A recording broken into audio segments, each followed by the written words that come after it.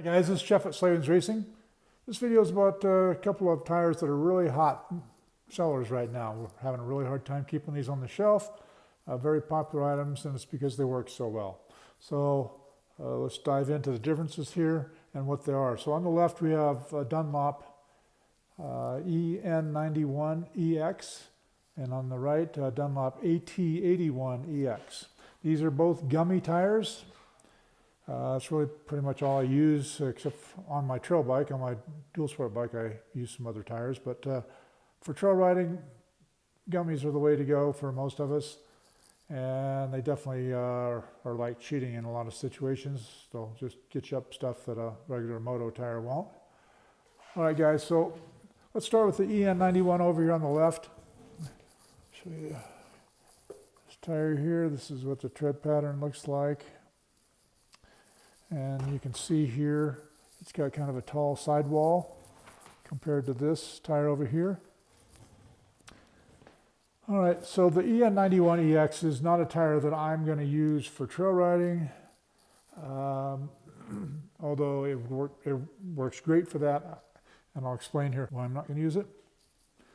Anyhow, this is like the #1 tire. This and the Michelin, and I think it's called a Michelin Enduro Extreme, are the two most popular tires right now for the hard enduro crowd, and for the top guys within that group, the top 25 guys. So most of those hard enduros have about 250 to 300 entries, and they have a huge attrition rate. You know, majority of those guys don't finish. And but the top, say, 25 guys are the real hardcore guys, and they are loving this tire right now. So the Michelin I just mentioned, we handle that as well. I don't have it in this video because they're on back order, don't have any on the shelf, can't get my hands on one for a little bit, and but we'll keep that information, availability times, on our website, slavensracing.com. All right guys, so let's sort out why the hard enduro guys, the top guys, really like this tire. Right, so what they want is a wide footprint, and they don't want any air spring bounce. So when you put air in a tire, that creates an air spring. So it's like an additional suspension that makes the tire bounce off of things. Well, these guys don't want it to bounce off. They want it to stick to whatever they're hitting and not kicking back off of it, because they're trying to get up these huge boulders, these huge step ups, huge hill, gnarly hill climbs. You've watched the stuff on YouTube, and it's incredible what they're doing these days. And they want a big wide footprint, and they want the bike, they want hardly any air in that tire, so they use a mousse, and then they drill big holes in it to get about a 2-pound feel. But it looks like they've got a flat tire on the back. So this tall sidewall doesn't end up being tall on their setup with that 2 psi feel mousse. It ends up looking like it's flat. So it's squished down and does not change the balance of the bike or the height of the rear end of the bike in a negative way. So if you put this tire on the way it is now and you aired it up to whatever, 6, 8, 10 pounds, it's going to make your bike higher in the back end. It's going to throw you off your chassis balance, so you're going to have to make some adjustments for that. Not a huge deal, but it's something you would have to do. And like I said, the hard enduro guys, they want that wide footprint. They want it real squishy in the back. They don't want it to be bouncing off of stuff. And this, what looks like kind of a narrow footprint, actually gets quite wide with their setup of the low pressure mousse. All right, so that's why it's so popular in hard enduro. Plus, it's got an amazing rubber compound and carcass construction and all that makes it work as well too. I mean, there's more than just one reason why they're using this tire.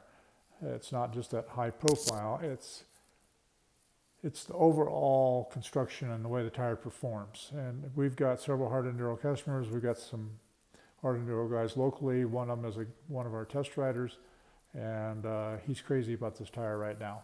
And he's one of those top 25 guys.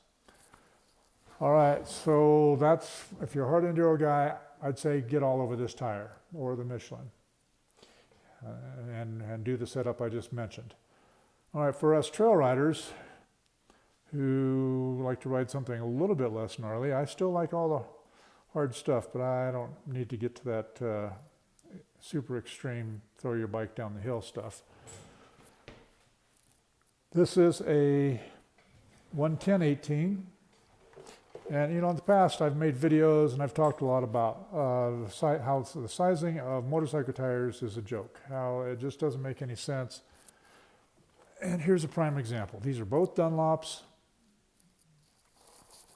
So let's set them side by side here. All right, this is a 140/80, so it should be wider than a 110/100, which is what this is. But take a look. The 110 is definitely wider than this without any air in it. Now, like I said, this does get wider as they do their setup thing with it. All right, so back to the tire. So I love this tire because it's the same size as the stocker. All right, that's the stock tire right there, AT81, just a plain Jane AT81.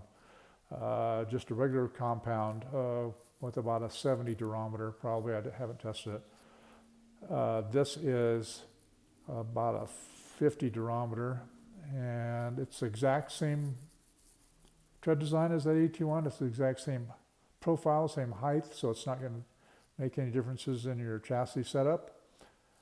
And it's got the same amazing rubber as that tire. So this tire is extremely sticky. It will get you up stuff that you've never been able to get up before with a regular tire. I just love that it's the same dimensions as the stock tire, so I don't have to make any compensations for that. And it's amazing how it performs. The one thing I don't like about it is the carcass construction is not real prone to punctures. It's not real puncture resistant, but I said that all wrong, sorry. It's not a real puncture resistant carcass. So for tubeless, you know, I love tubeless because I love to change my pressures around for different applications, but this is not a good tire for tubeless because I've gotten several punctures with that tire.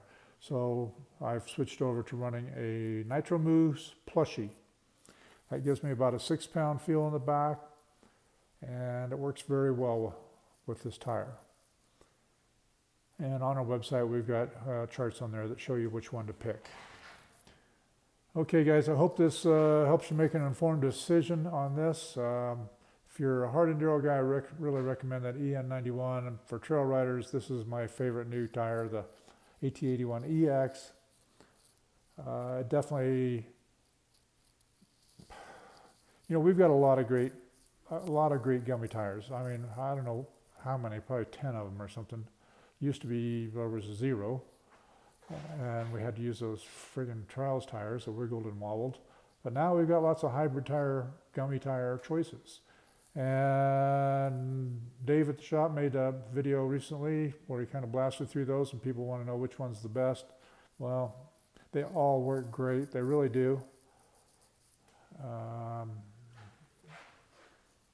You know, you're kind of getting down to counting hairs between some of these tires. They all have Gummy compounds. They all have the flexible hybrid carcasses. But I'll get into a separate video about that.